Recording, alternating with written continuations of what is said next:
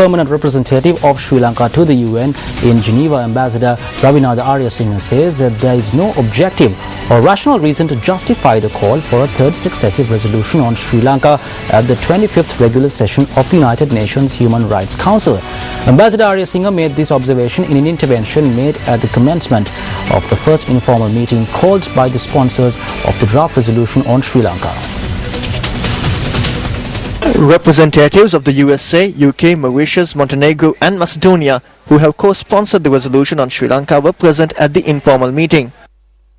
We are consistent with our stand, which we have consistently taken at the United Nations Human Rights Committee. Our purpose is to ensure that commitments given are fully implemented. Commitment to ensure that the findings of the Lessons Learned and Reconciliation Commission and recommendation made by Navi Pillay have to be fully implemented. So that's why I've told you that we are sponsoring the motion.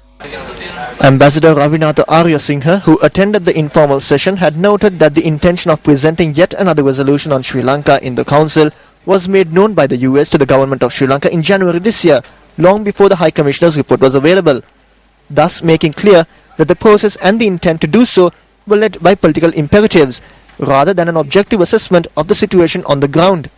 The permanent representative of Sri Lanka to the UN in Geneva had noted that the obsession shown by some in their call for action on Sri Lanka simply brings out their own sinister motives in relentlessly targeting Sri Lanka, mainly to appease pro-LTTE Tamil constituencies for collateral electoral political gain.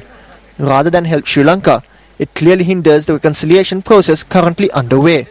During the intervention, the ambassador also reiterated that the draft resolution is an unjustified endeavour to vest the office of the High Commissioner with an investigative mandate as well as a mandate to monitor and assess.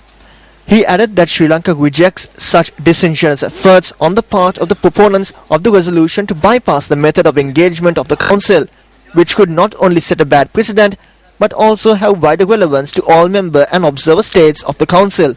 Ambassador Aryasinha has also noted that the draft resolution violates the constitutional provisions of Sri Lanka, is highly intrusive in nature and is in breach of sovereignty of the Sri Lankan people and territorial integrity of Sri Lanka.